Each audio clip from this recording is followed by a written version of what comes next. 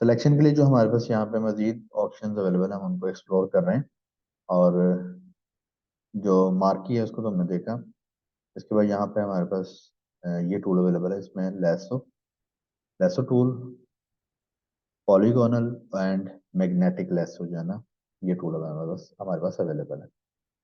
तो जैसे मैंने पहले आपको बताया, हर टूल का आपको शॉर्टकट जब आप उसके ऊपर लेके आते हैं तो टूल टिप एक आपके सामने आती है और आपको वहाँ पे शॉर्टकट पता चल जाता है। इसके साथ साथ आपको एक ग्राफिकल रिप्रेजेंटेशन भी मिल रही है कि ये टूल आपका काम कैसे करता है। तो लेसो टूल आपका जो है वो आप उसका शॉर्टकट एल है।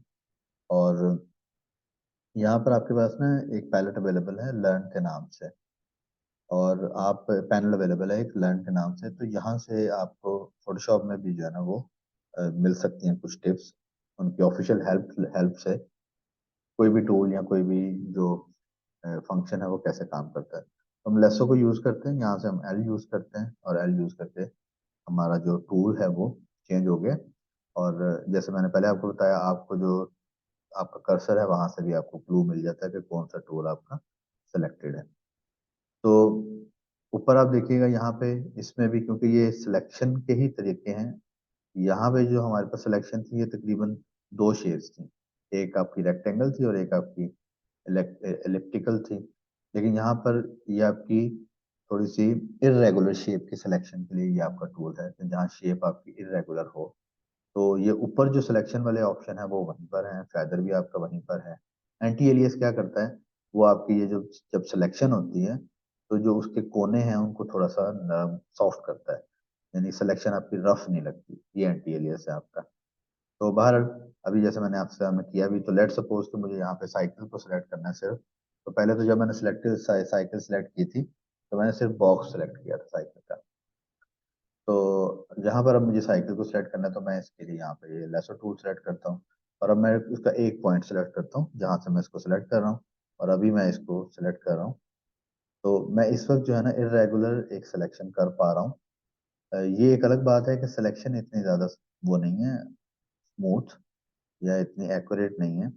बट ये है कि जैसे हमारा वो था कि हम जो रेक्टेंगल शेप था या एलिप्टिकल था उससे थोड़ा सा ये मुख्तलिफ है। और अगर आपको कभी इस तरह भी सेलेक्ट करनी पड़े तो ये आप इसको यूज कर सकते हैं। इसके साथ अगर हम फेदर यूज कर लेते और थोड़ा थोड़ा हम इसको कोनों से बाहर रखते तो हमारी सिलेक्शन निस्बतन बेहतर होती।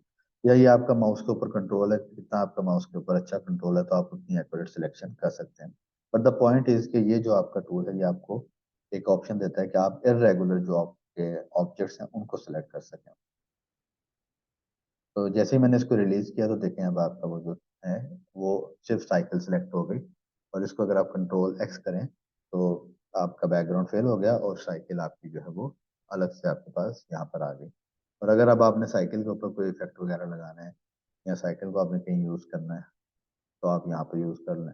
लेट सपोज कि आप यहाँ पे दिखाना चाह रहे हैं या इसी को आप किसी और डिजाइन में, लेट से यहाँ से हम इसको उठाते हैं। ये ऑब्जेक्ट यहाँ पे आ गया जी हमारे पास, इसको हम अब किसी भी तरह से अपने डिजाइन में यूज कर सकते हैं। तो इस तरह से आप इसको यहाँ पे सिलेक्शन कर सकते हैं। तो इसको रिवर्ट करते हैं, देखते हैं कि हमारे पास आगे क्या सेटिंग अवेलेबल है।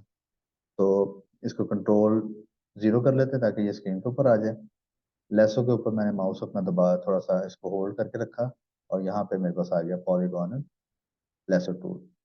इसको मैं सेलेक्ट करता हूँ। तो पहले आपने अगर नोटिस किया हो तो मैंने जब सिलेक्शन स्टार्ट की थी उसके बाद मैंने माउस छोड़ा नहीं था, और मैं उस वक्त तक इसको अपने माउस को जो है वो घुमाता रहा था जहां तक मुझे सेलेक्ट करना था। लेकिन इसमें मैं यहाँ पे क्या कर सकता हूँ, मैं पहला पॉइंट सेलेक्ट करता हूँ और पहला पॉइंट सेलेक्ट करके अब मेरे पास ऑप्शन है कि मैं जहाँ पे भी जाना चाहूँ वहां जा सकता हूँ। ये मैंने दूसरा पॉइंट सेलेक्ट किया और मैंने फिर इसको यहाँ पे तीसरा पॉइंट सेलेक्ट किया। इस तरह मैं पॉइंट सेलेक्ट कर रहा हूँ। तो इसमें अगर बाद वक्त आपसे गलती हो जाए और आपने पिछला पॉइंट जो अपना करेक्ट करना हो तो आप कैसे कर सकते हैं, बैक स्पेस आप प्रेस करेंगे तो आपका जो पिछला स्टेप है वो रिमूव हो जाएगा। जैसे फर्ज करें गलती से मुझसे यहाँ पे क्लिक हो गया और अब मुझे, मेरे पास दो ऑप्शन है कि या तो मैं इसको यहाँ से ख़त्म करूँ और या मैं ऐसा करता हूँ बैक स्पेस कर लेता हूँ, तो मेरा ये वाला जो पॉइंट है ये मेरा अनसेलेक्ट हो जाएगा। इसको मैं बैक स्पेस करता हूँ तो वो जो लास्ट स्टेप है वहां पे चला गया।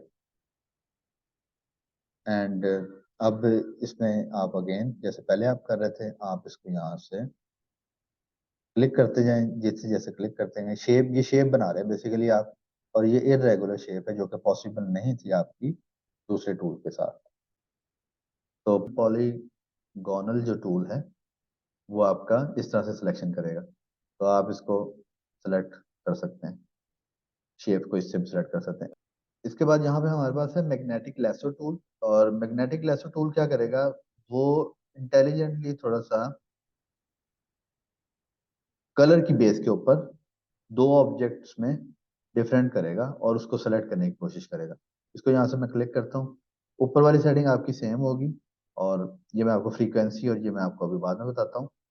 लेकिन इसको हम यहाँ से किसी पॉइंट से ड्रैग करना स्टार्ट करते हैं, जैसे यहाँ पर मैं इसको क्लिक करता हूँ। अब इसके बाद मुझे कुछ नहीं करना, मैं यहाँ पर सिर्फ मैंने कोई क्लिक नहीं किया हुआ, ना ही मैं क्लिक कर रहा हूँ, मैं जस्ट जो है वो अपने माउस को जो है ना वो स्क्रॉल कर रहा हूँ, और वो ग्रीन और येलो इन दोनों में क्योंकि फर्क है कलर का, और इस कलर डिफरेंस की बेस के ऊपर वो सिलेक्शन कर रहा है।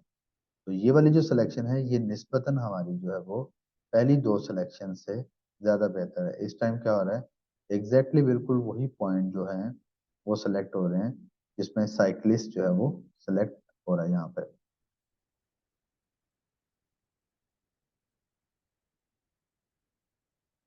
यहाँ से आप इसको सिलेक्ट करते जाएं, तो ये थोड़ी सी इरेगुलरिटीज होंगी आपकी क्योंकि कलर की बेस पे वो सिलेक्ट कर रहा है। तो आप इसको यहाँ से ये सिलेक्ट करते जाएं, और मैं इसको कंप्लीट नहीं कर रहा, मैं इसको यहीं पे इतना ही कर रहा हूँ कि ताकि यहाँ पे ये आ जाए। तो जब ये हमारा एंडिंग पॉइंट स्टार्टिंग पॉइंट पे जाके मिलेगा, तो आप देखें उस जो हमारा आइकन है या पॉइंटर है उसके साथ एक गोल सा दायरा आ गया है। इसका मतलब ये है कि शेप मुकम्मल हो गई, और यहाँ पे ये आपका जो इसका स्टार्टिंग पॉइंट था और एंडिंग पॉइंट, ये बिल्कुल इनके दरमियान कोई गैप नहीं है। यहाँ पे इसको क्लिक करें तो अब क्या हुआ, उसने वो पूरा उतना एरिया जो है वो सेलेक्ट कर लिया। अब अगर मैं क्रॉस करूं तो क्या होगा, सिर्फ उतना पार्ट जो मेरा सिलेक्शन थी वो जो है ना वो जो है ना वो कट हुई। तो अब ये जो है ना इसको हमने साइकिलिस्ट को अपाहिज कर दिया। यहाँ से हम इसको जो है ना जो मर्जी करना चाहें इसके साथ कर सकते हैं, क्रॉस करें क्रॉप कर लें, या इसको थोड़ा बड़ा करना चाहे तो बड़ा कर लें।